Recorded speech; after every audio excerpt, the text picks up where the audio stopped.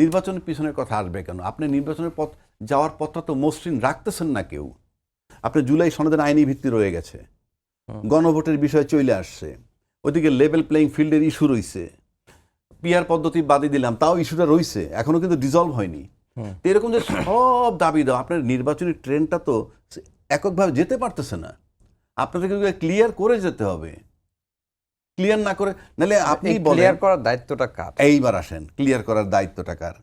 7 মাস তো আমি গভর্নমেন্ট মনে করেন, আমি 7 মাস রেফারির মতো বৈশা থাকলাম, 7 মাস পরে আপনারা এই জায়গাটায় আসলেন, এই গণভোটের জায়গা, এই জুলাই সনদের আইনি ভিত্তি, তারপরে যখন নোট অফ ডিসেন্টগুলা সরাই ফেলছে বলে বলা হয়, ওনারা বলছে, অভিযোগ করছে, ওই চ্যালেঞ্জে আমি যাচ্ছি না, ওনাদেরটা আমি ধরে নিছি, তাদের অভিযোগটা কারেক্ট।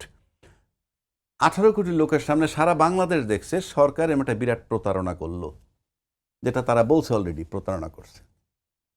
তো যে সরকার দিনের আলোতে প্রকাশ্য দিবালোকে দামি দামি সমস্ত লোকের সামনে, রাজনীতিবিদ, সাংবাদিক সব ছিল ওখানে, এই প্রতারণাটা করলেন, সেই সরকারের অধীনে আপনি কেন নিশ্চিত হচ্ছেন যে নির্বাচন করলে তারা প্রতারণা করবে না?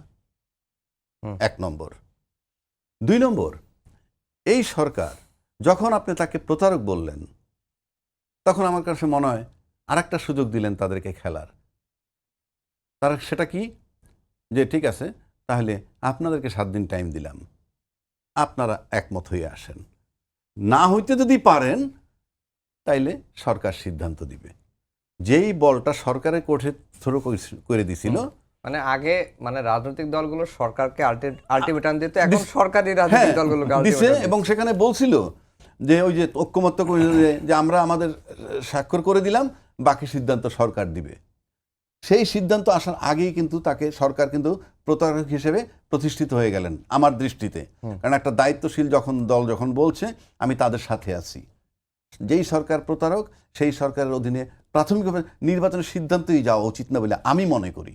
এখন তারা যাবে কি যাবে না, আর ওইখানে প্রতারণা হবে না, আমি আই ডোন্ট আন্ডারস্ট্যান্ড যে ওই আপনার ইয়ের সময় প্রতারক ছিল আর নির্বাচনের সময় ভালো হয়ে যাবে, ফ্রেস্তা হয়ে যাবে, আমি বিশ্বাস করি না।